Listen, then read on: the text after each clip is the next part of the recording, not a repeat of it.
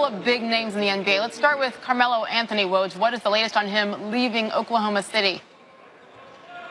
Well, Oklahoma City has been trying to first find a trade where really they'd be moving some money around, and then the team they would trade him to would waive Carmelo Anthony. That's become far less likely as teams like Brooklyn have filled up their cap space. At some point here, it's expected they'll do a waive and stretch on Carmelo Anthony. He'll become an unrestricted free agent after clearing waivers, and Houston has remained from the beginning the front runner to sign him. Miami remains a team in consideration. Okay, and then there's Jimmy Butler. T-Wolves owner Glenn Taylor said on ESPN 1500, a podcast in Minnesota, that Butler turned down a 4-year, $110 million extension. Why, Woj?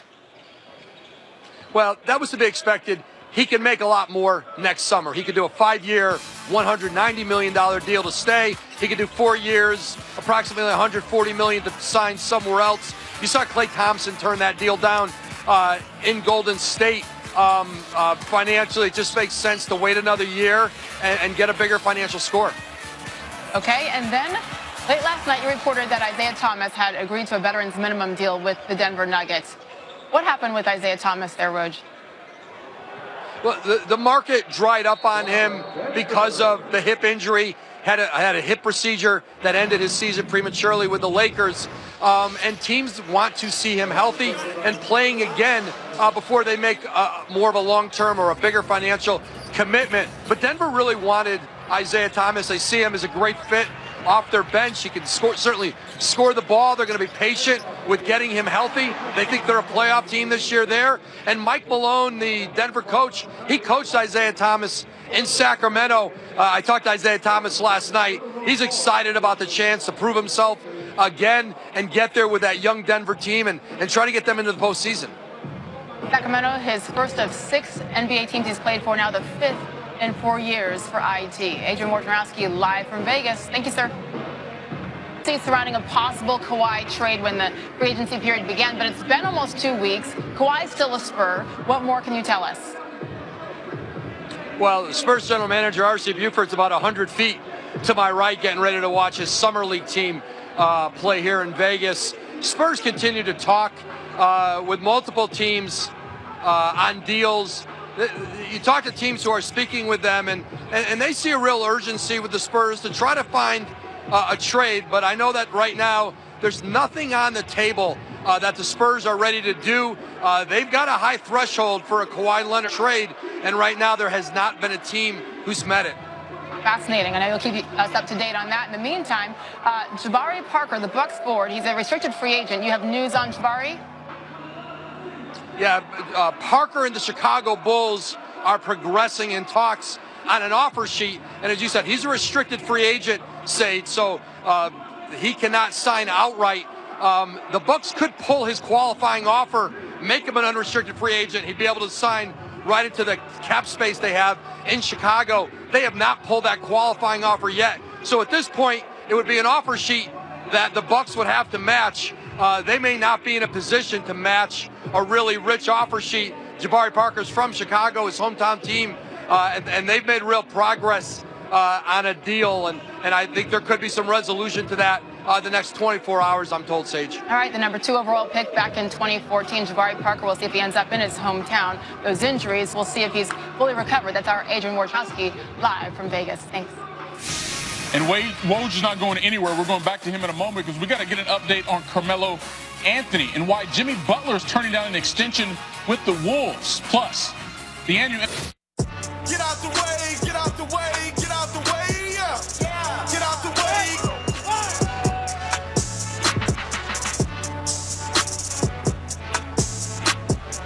The Golden State Warriors, they won 3 of the last 4 titles. They're showing no signs of slowing down. Last year, they led the league in many important statistical categories, including points, assists, fast break points, and no team shot a higher percentage from the field. So how can teams try to compete with the Warriors next year? Lakers GM Rob Pelinka, well, he has a few ideas. Listen.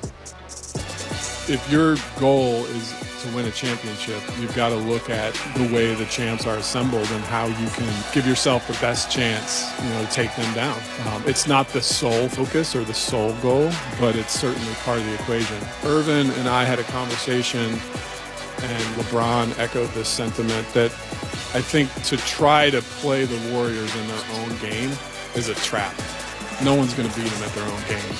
And so that's why we wanted to add these elements of sort of defense and toughness and depth and try to look at areas where we'll have an advantage. If you study championship and playoff teams of the past, look at Michael Jordan having a player like Dennis Rodman, Kobe's teams with Metta, having a tough player that brings an edge to the game like Lance is a really nice ingredient that I think with LeBron's leadership will pervade to our young core as well and just give them a sense of swagger and toughness.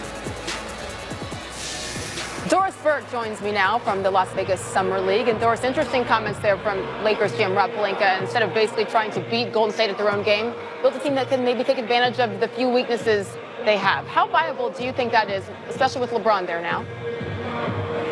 Well, I'm going to concur 100% with everything Rob said and then offer a caution that I do not believe for 1 second the Warriors plan on staying static. There was a lot of conversation late in the season that the Warriors would tweak some things in the way they play. And I specifically asked Steve Kerr here, would they tweak things and could you incorporate the vast skill set of DeMarcus Cousins and still stay true to the vision he has for the way the game should be played? And his answer was yes. And while he wouldn't give anything up, think about this. For select few players, they would play through the post. But generally speaking, they were not looking for a devastating low post game. They now have that in DeMarcus Cousins, a tremendous talent. Whenever he gets back, it'll be interesting. And people are still reacting to the champs. And I can't wait to see what comes about now. Oh, I know. I can't either, as the rich get richer. And then there's the logo, Jerry West, former Warriors consultant, of course, who's now in the Clippers front office. Here's what he told Sports Illustrated about the Lakers' pursuit of LeBron. And a lot of people agree with what he says here, Doris. You know that. But he said, quote, all due respect to the Lakers, who handled everything well. But as these things go, LeBron was not a tough free agent signing. LeBron wanted to come to L.A., and he wanted to come to the Lakers, period, end quote. Your reaction? With the absolute utmost respect for the logo and Jerry West and everything he's accomplished, I would disagree in this way. LeBron James does not suffer fools. He cares deeply about his legacy. And if he did not believe in Jeannie Buss and the Lakers ownership and the front office leadership of both Magic and Rob, I do not believe he would put that legacy in jeopardy just to satisfy some lifestyle urge. So very, very respectfully, I would disagree. I do not think LeBron, if he did not believe in long-term success is possible in L.A., he would have gone there. Now to one of the games you will be calling tonight on ESPN2, the Hawks. They overcame a 27-point deficit to the Pacers last night, and Trae Young led the way. I know it's small sample size here, Doris, but how have you seen Trae progress during just this 1 week of Summer League? I'm just happy for the young man that he seems to have settled down a little bit. There's some pressure on this young man. He's only 19 years old. What Travis Schlenk and Lloyd Pierce both said about this young man that they valued more than anything, even though he gets a ton of play about that long-range shooting, was his passing ability. And from the day he had those double-digit assists in that one game, I feel like he's settled down, Sage. He's shown an ability to create separation, which is critical in the NBA. He's shown you now he can make all the right passes, and he can make shots. So you've seen a young man settle in just slightly, and we'll see what happens when the NBA regular season starts with him. That's actually pretty impressive, though, in just 1 week, his first NBA action. So, Doris Burke, thank you so much. Enjoy the festivities tonight. The games are... There's a new dynasty in the NBA. The Golden State Warriors champions once again. It never gets dull. It never gets boring. Free agency starts now. This really is a stunner. Paul George is returning to Oklahoma City. I am stunned. A bigger accomplishment for the Thunder than trading for him. I'm here to stay. Chris Paul, 4 years, $160 million max deal to stay in Houston. He never wanted to go anywhere else. We've got breaking news on SportsCenter. LeBron James to join the Los Angeles Lakers, a seismic shift in the NBA. When you have the greatest player in the world come join your organization, it raises everybody's level of play. If anyone thought the Warriors were going to sit back and chill this offseason, the champs rolled up tonight like Kumo D. How you like me now? DeMarcus Cousins agreed to a 1-year, $5.3 million deal with the Warriors. He brings something that the Warriors have not had. Forget super teams. We got super duper team. Well, it's been an eventful offseason in the NBA since the Warriors won their third title in 4 years. They signed DeMarcus Cousins. LeBron signed with the Lakers. Here's what Steph Curry told USA Today earlier this week. The quote is, well, the West obviously got stronger with LeBron, but you still got to beat us. And he's right. But first things first, golf. We know how much Steph loves golf. On the course today in Lake Tahoe, practicing for the most popular celebrity golf tournament around, CenturyLink Championship Celebrity Tourney. It's in Lake Tahoe. Steph has done really well here before, finishing 4th last year behind fellow athletes Mark Mulder, Marty Fish, and Derek Lowe. And Stephen Curry joins SportsCenter now on behalf of the ACC Golf Tournament. Steph, thank you for being here. I saw your wife Aisha's Instagram post of you holding your newborn son, Cannon. First of all, congratulations. You got that boy. That's awesome. And secondly, I know this tournament means a lot to you. You love it there. So how were you able to prepare for this tournament, golfing with baby number 3 on the way? There wasn't a lot of playing on the course, but a lot of watching TV and just enjoying the family. So I don't know, maybe that'll help me, do well. I haven't played much and just come out here fresh with high expectations and see what happens. Yeah, just no pressure whatsoever. In one word, describe what it's like to now have a son. It's kind of surreal. Obviously, when you have 2 girls and you roll the dice one more time, you never know. So it is a great feeling, and hopefully he has an amazing life, and me and Aisha lead him in that direction. Little Cannon Curry and 2 really shy big sisters. We'll see how that works out. Steph, it's been just over a month since you guys won your 3rd title in 4 years. It's amazing. And then Boogie decided to become a Warrior. I mean, you were a part of recruiting Kevin Durant. How much did you help with DeMarcus Cousins? I mean, not much. I was actually in the hospital with my wife when I got the call that was a possibility, and like 2 hours later, they signed the deal. So obviously surprising on all fronts, but a great look for us when it comes to adding a new dimension to our team. DeMarcus is an amazing talent. He's been a beast on the floor, and obviously he's going to come back strong from this injury and help us out. So looking forward to the new challenge and the new opportunity, and I'm excited about it. It's going to be fun. I think it's interesting because he's acknowledged, of course, his past, his personality issues. They're well documented. But Steve Kerr says you guys kind of have that structure to handle someone like Boogie with that personality. How so?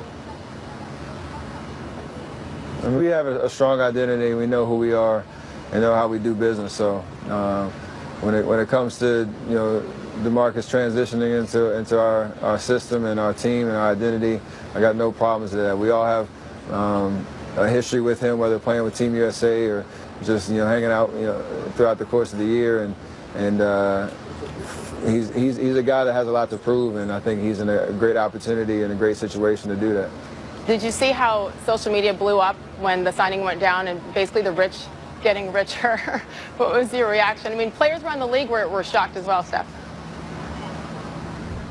I mean, a lot of people were shocked, including myself. So that's what NBA Twitter and all that type of stuff is for. It's great entertainment, it's great fun. That's why the NBA is so popular right now.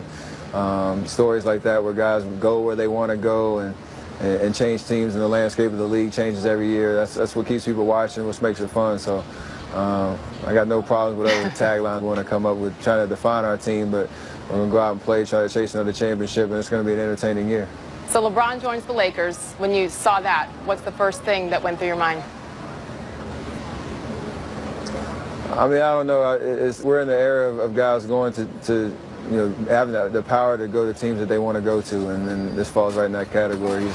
He's had an amazing run in Cleveland and brought a lot to that city. Obviously, winning the championship in 2016. So he has a new challenge, a new opportunity, and now we get to play him 4 times during the regular season. It'll be a different dynamic. Maybe we meet in the playoffs, maybe not, but.